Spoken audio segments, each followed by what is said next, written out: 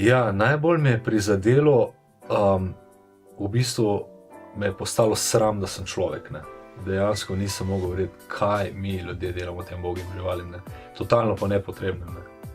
In, jaz nisem mogel verjeti, da enostavno, družba to počne, kljub temu, da je to nepotrebno, ne, da uničuje okolje, pa da je grozljivo za človekovo zdravje. In, enostavno nisem mogel verjeti, da to v družbi ostaja, da se tega še vedno nismo rešili, ne, kot družba. Kljub škodi, ki jo povzroča, ne.